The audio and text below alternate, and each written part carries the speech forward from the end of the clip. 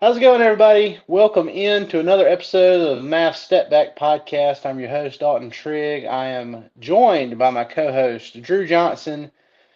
It's been a minute, DJ. We have been processing everything that's been going on since the end of the Mavs season. They made the play-in. They won that first game in Sacramento.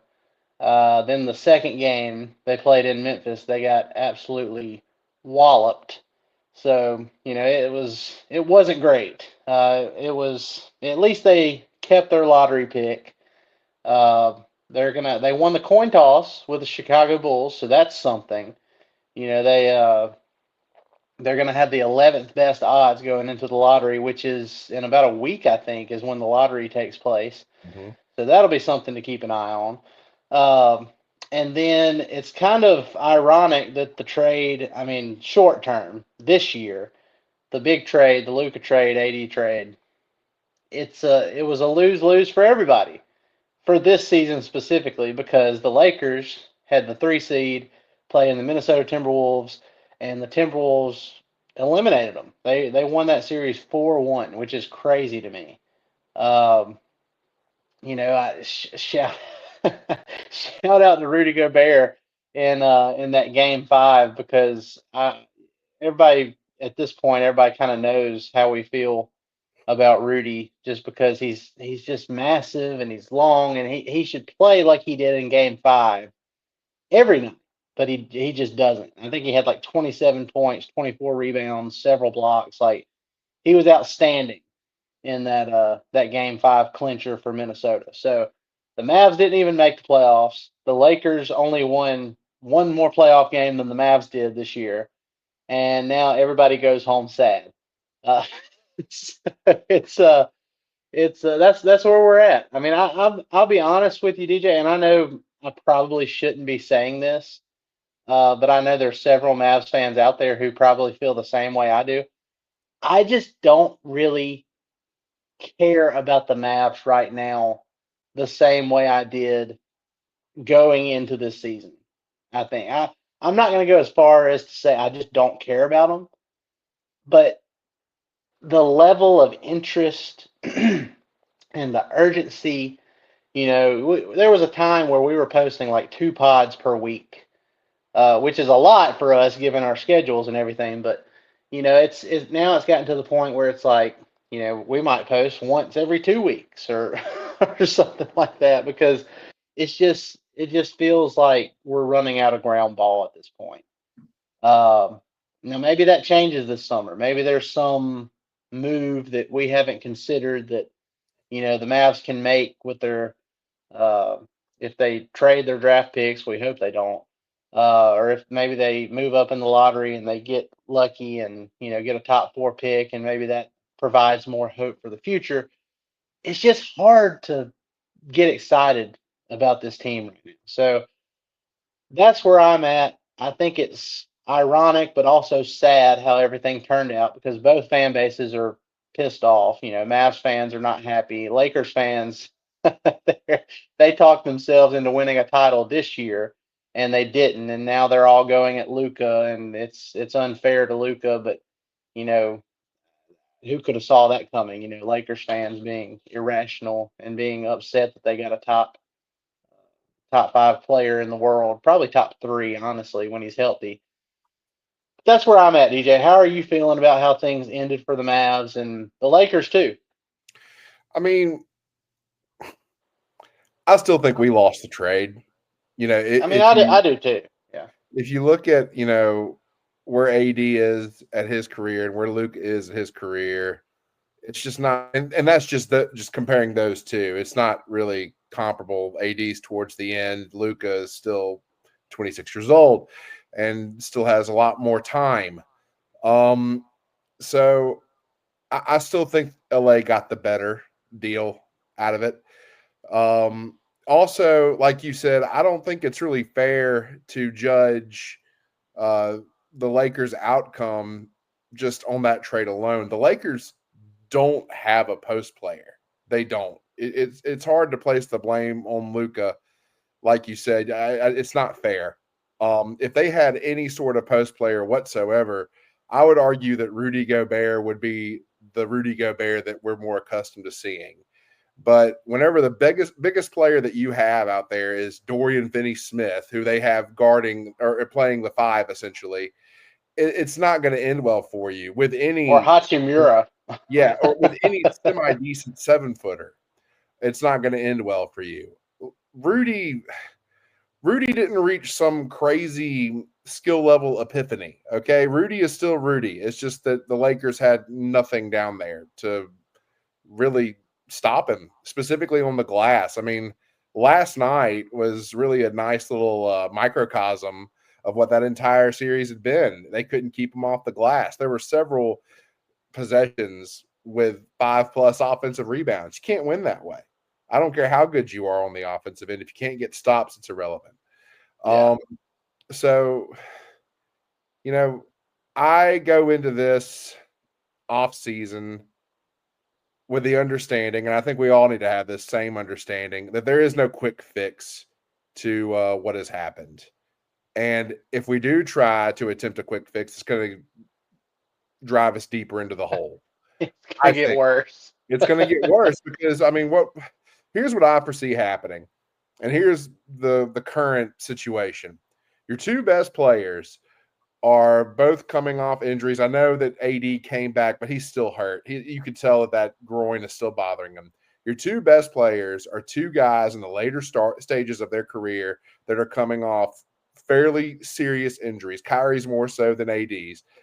And this window that we have to do anything with them is just getting smaller every single day. And what I foresee Nico doing is taking a swing at a big name who is also towards the end of his career, probably like a Kevin Durant, out of desperation to get as much as he can out of this current roster before it all implodes due to age. And I think that would be a terrible idea long term because even let's go best case scenario, they get Kevin Durant. I think that's best case scenario. Maybe Giannis. Maybe. I just don't see us being able to fork over the assets necessary for Giannis. So let's say they get Kevin Durant. I think that's our seal. If the Bucks if I think Horst is the Bucks GM, John Horst maybe, but yeah, if he takes on the same mindset as Nico did with Luka, we could get Giannis.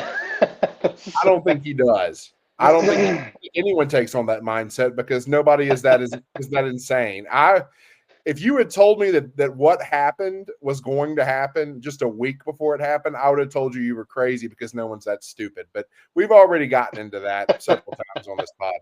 Anyway, if let's just say best case scenario happens, we get Kevin Durant. We got to give up our first rounder this year. I bet we give up a couple more, and I bet we give up someone of value, probably either Derek Lively, PJ Washington. You have to. He makes Yeah. too much money. Like Yeah. you got your depth. So you do all that to assemble the tired adage of another big three, which I am absolutely sick of.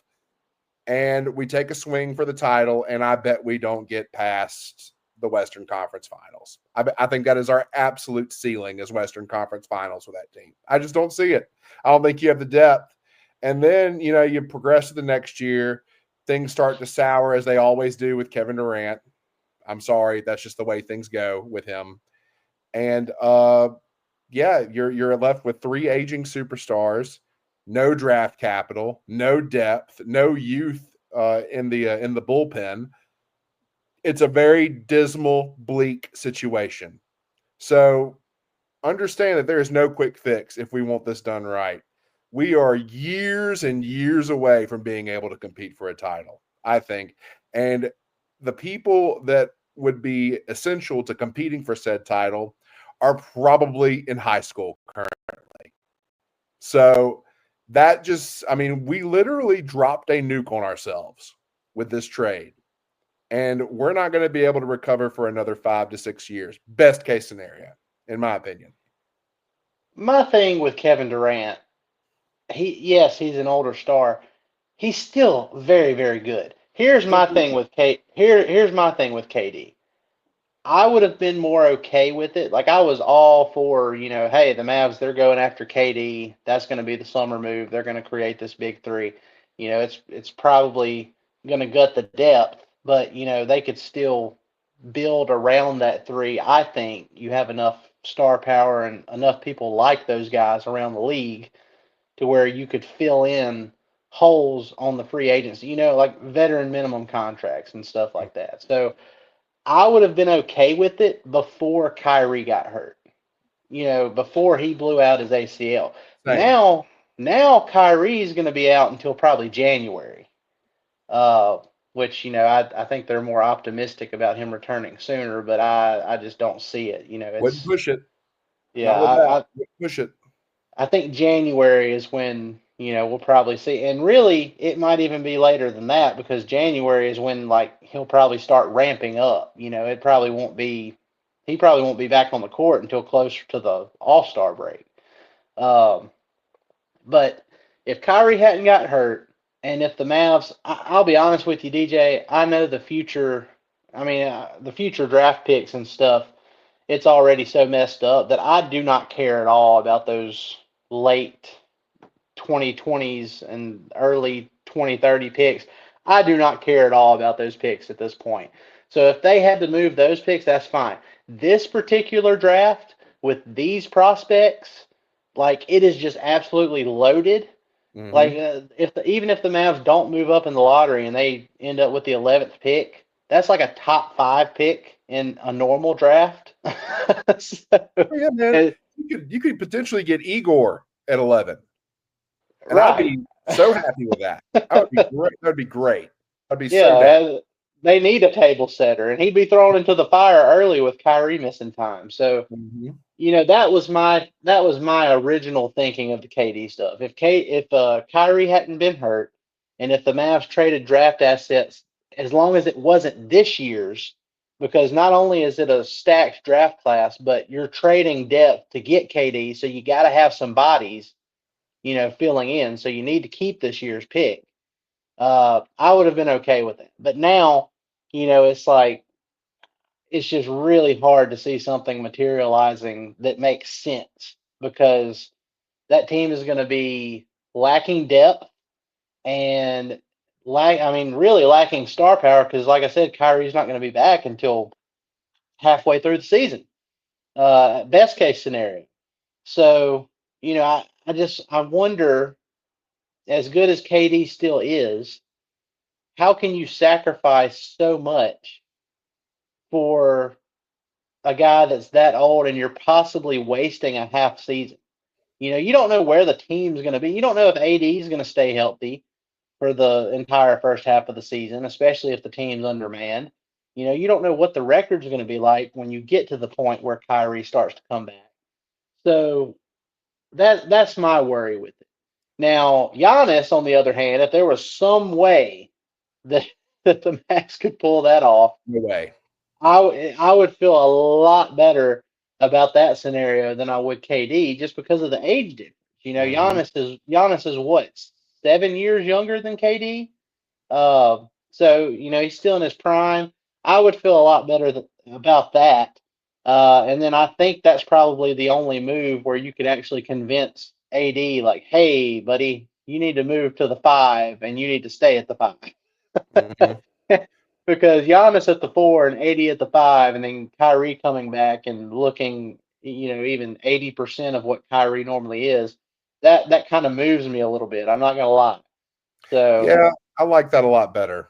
Um, Mostly because of what you said, the age discrepancy. Giannis is still essentially in his prime, and he's still adding things to his game, which I also love to see. Um, I would be okay with Giannis. I just don't know that we have enough to convince Milwaukee to give him up. I don't at least give him to us. I think he's gone. I think he's leaving. I don't think that we're a possibility I compared think to other I places. think the only way we'd have a legitimate shot at trading for Giannis is if in the NBA lottery we move up into a top like three pick, maybe top four. maybe top four, but I think top three pick you could probably get your foot in the door at least for a potential Giannis trade. I think it'd have to be number one. I think it'd have to be Cooper It'd Flag. have to be Cooper. I think it'd have to Yeah, be Cooper because he's the and as good as his draft is. He's the only one to me who is surefire going to be above average, in my opinion. well, and then at that point you have to wonder if they just keep the pick because he's an Mhm. American born player. He's everybody thinks he's going to be the next American superstar, which you haven't really had one of those in a long time. Um, and I think he's a Nike guy too, isn't he? He's a what? He's a Nike guy too, isn't he? New Balance, New which ba- oh, okay, okay. is New Balance owned by Nike? I don't think so. I don't know I why I for thought some they might be. for some reason I was thinking he was Nike, but maybe that's who Duke has uh, for their Yes, Duke, shoes. Duke is a Nike school, but Okay, that's what it was. Well, anyway, I thought maybe you had the American basketball player thing, and I was like, okay, well that might be up Nico's alley a little bit, and then I thought he had the Nike connection, but now that we say all that, I don't know that they'd keep the pick because here's the thing: anybody who would normally get the number one pick in this draft would keep it, but when you're Nico and you have extremely shortened this team's winning window, uh, by adding these guys who are on up there in age, now you're feeling the pressure. Like it's do or die time now. So Mhm, he probably doesn't have the patience for Cooper Flag, even though I think Flag is going to be amazing from day one. mhm. Um, so yeah, I could see that. Even if they get number one pick, the Mavs, I could see them kind of dangling that to try and get Giannis. We saw some reports after the trade, Luca trade happened, and I don't know what the validity to any of this is, but there were a few reports out there that were saying that Nico kind of sniffed around the Bucks, seeing if they would even consider parting with Giannis, and there was another report saying he might have done the same with Anthony Edwards and the Wolves and Victor Wembanyama and the Spurs. Um, again, I mean, I'm not saying that's like in stone. I don't know the validity to those reports, but if it's true, then I could see Nico circling back this summer if he was to get lucky in the lottery and get that number one pick and be like, hey, we have a little bit more draft capital ammo this time. You wanna do that? So I think Anthony Edwards is at this point in time we can scratch that off. That's not going to No happen way. because There's no way. he's 24 years old and looking like a bad mofo out there. So he's he's not going anywhere anytime soon. But I think Giannis is definitely on the table because that team doesn't have anywhere else it can go. It's reached that point to where they're going to have to. And Damian Lillard, he tore his Achilles. He ruptured his Achilles. He's what 34 now, Mhm. 34, 35. That could be wraps for him. It's probably it. He'll probably make a comeback just so he can leave on his own terms, but he's done. I mean, that's it for him. So, and given the salary that he's still on, I mean, this is probably it for the Bucks. Like it's either you trade Giannis and get all you can now, or you're stuck in no man's land for the next several years. So uh, that's what I'd like to see. Uh, the Mavs steer more towards that than KD because uh, I'm with you. I don't think the KD thing would work out, especially with and like I said, if Kyrie was not hurt, it'd be a different story. But alas, we're in this situation.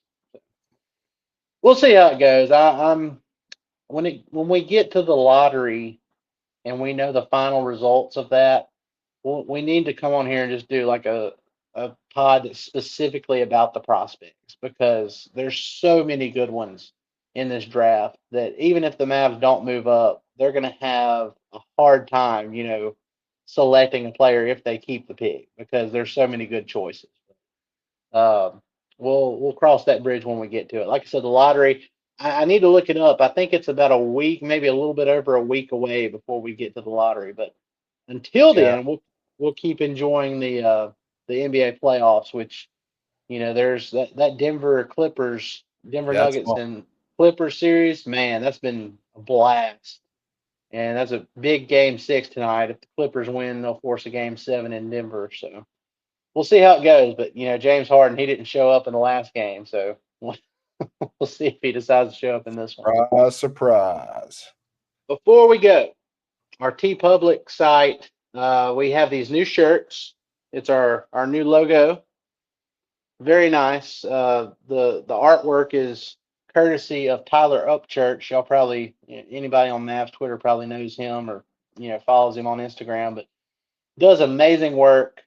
He's been with us since the inception of this podcast, and I reach out to him every now and then, and I reached out to him this time, and I was like, "Hey, man, we're kind of in a bind. They traded Luca. Luca was part of the main logo, and we got to rebrand a little bit here." So he whipped that up, and a few days later, there we were with the new logo. So visit our T Public site. They're linked in my Twitter bio. You can go there, and we have all different colors and other T-shirt options as well. So be sure to do that, guys. We appreciate it. Y'all have a great rest of your Thursday. Have a great weekend, and we will see you next time. Probably next time you see us will probably either be before or after the lottery. So, well, that's what we're going to plan on at least. But appreciate it, y'all. Y'all have a good one. Thanks, guys.